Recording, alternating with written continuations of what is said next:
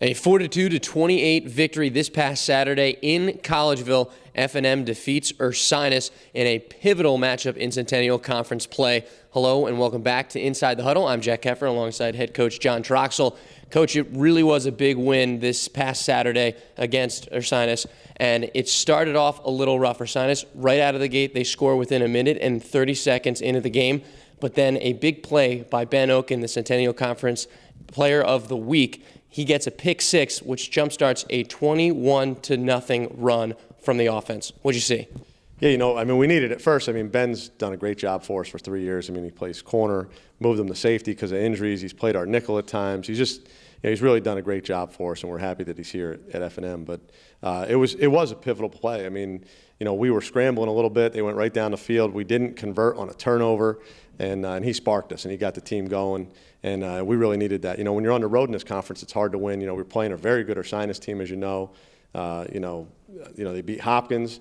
They were sitting trying to win, and if they did, they would have been in second place in the conference. So for us, it was a huge win, and one I'm really proud of the kids for. It was a hard-fought win, and you mentioned turnovers. That was a theme during the day. You guys come out +3 on the turnovers, 3 picks, and a forced fumble. Your defense, when called upon, was excellent. Vince Speranza with a pick six after Ursinus was driving down the field in the fourth quarter, took it to the house, 89 yards. Really, in pivotal moments, your defense came through. Absolutely, they did. They played phenomenal. You come up with 14 points off of pick sixes. Obviously that's a difference in the game too. And they keep going. We said this in the beginning of the year. You're going to know who these linebackers are. You're going to know who the front seven is by the time this is all over. And the back end's playing well right now.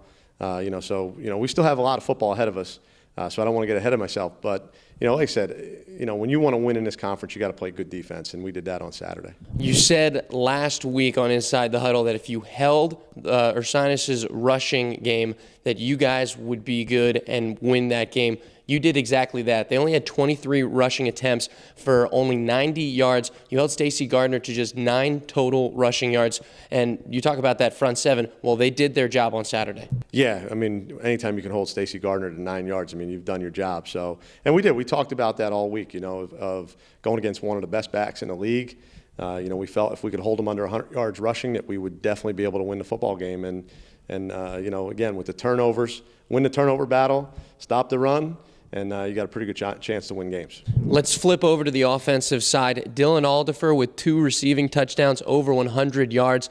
Talib Gerald also contributed 2 touchdowns. He's now 1 shy of the F&M rushing touchdown record set by Keith Wirt at 28 rushing touchdowns. You got to love what you see from Dylan Aldifer. It was a breakout game for the senior. Yeah, it was, and I was happy for him. He's from Thacton High School, which is right next to Ursinus. So it was a homecoming game for him, and he had a breakout day, and we needed it from him. And again, it was his first 100-yard receiving game of his career, but then they add the 2 touchdowns on top of it. He's had a great senior season for us. He's the heart and soul of what we do. He's always enthusiastic. Can't say enough about him. And then Talib coming through, he was a workhorse, 153 yards. I think he had 3 catches for another 40, so 193 all-purpose yards. When you're getting your 2 seniors to rise up in a big game, in a clutch game, it makes you smile. Well, they've got 2 more games to rise up and really be clutch down the stretch. You guys are playoff bound, solidifying that hope with the victory against Ursinus. There's a couple of different playoff scenarios. Obviously, the big one is if you win on Saturday, you are co-champions with Johns Hopkins for the Centennial Conference, the first time since 2004. What are the other playoff scenarios for you guys post-Gettysburg game? Well, first we got to take care of Gettysburg. That's obviously number one, and it's going to be a big game. It's a rivalry game. We're excited, to play for the Lincoln Trophy. So that's first and foremost. And then, if we can find a way to win this game, and we talk to the kids all the time about finding a way to win. If we find a way to win, then we have to wait and see if we get an at-large to the NCAA tournament. Either way, if we win or lose, we definitely secured a spot as the number 2 seed in the CC-MAC bowl game, and we'll host that the following Saturday here at F&M.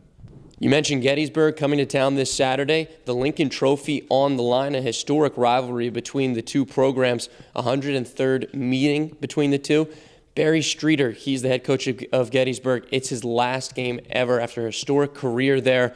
it's going to be a tough battle. Gettysburg has played a couple of teams closely this year. They beat Susquehanna earlier in the season. They edged the Riverhawks by a touchdown, and it's going to be a battle come Saturday. There's absolutely no doubt. I mean, Coach Streeter will have his team ready to go. I mean, they're going to play for him. They're going to play hard.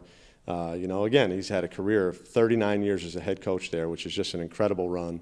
We have to have our guys ready to battle them. I mean, it's not going to be easy. It's a rivalry game, and you throw the records out the window when it's a rivalry game. And, if we do the things that we can do, we'll have a good chance to win. But it will not be easy on Saturday. Last regular season home game at Shattuck Stadium. You can catch that game here on GoDiplomats.com. We'll be broadcasting it live at 1 o'clock. Coach, best of luck. Thank you very much.